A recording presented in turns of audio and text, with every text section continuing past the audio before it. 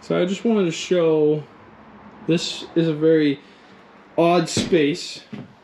It is not, they did it, it's like an addition that is not the same level as the main building.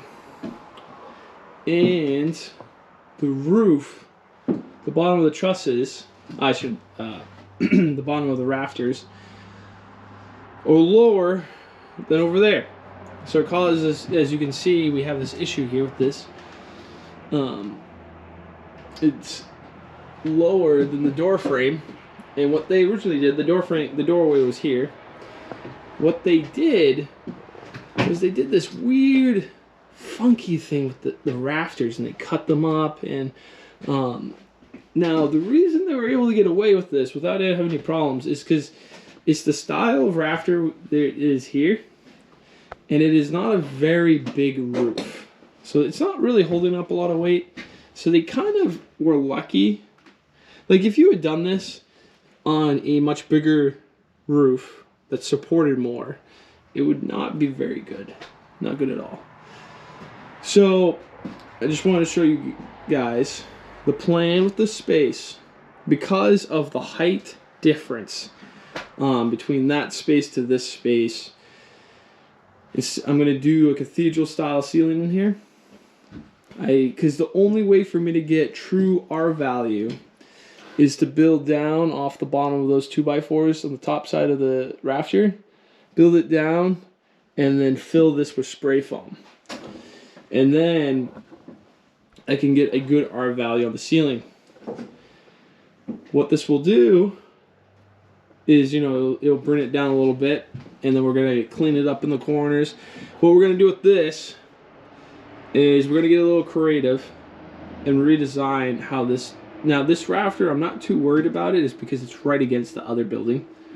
We're going to kind of redesign how this is working right here.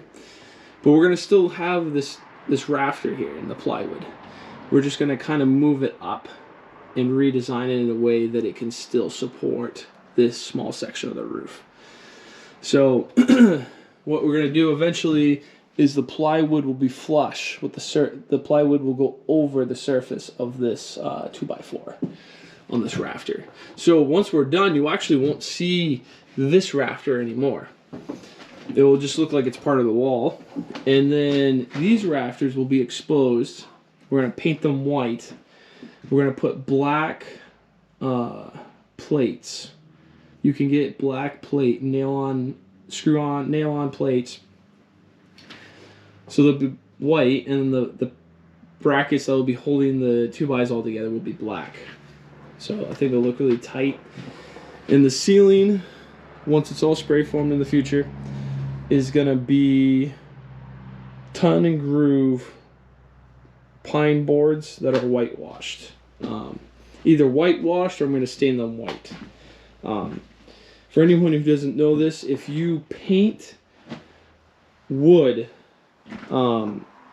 especially ton and groove pine boards, wherever there's a knot in those boards, you have problems with, it will actually show through the paint, and no many layers of paint will cover up that. And I might show you guys a couple pictures of that at some point.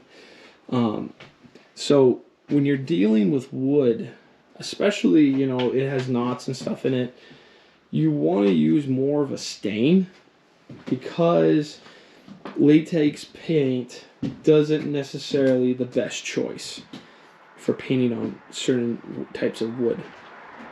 So if you have a lot of knots in a wood and you want to paint it, honestly your better choice is to stain it. So that's going to be the plan out here. These will be white. They'll be white stained ton groove for the ceiling, sheetrock on the walls. It's going to look very nice. It just, you know, like for example, this right here looks terrible. But this is the idea of this space. It is a ton of work. Yeah, please hit the like button and subscribe if you'd like to see more.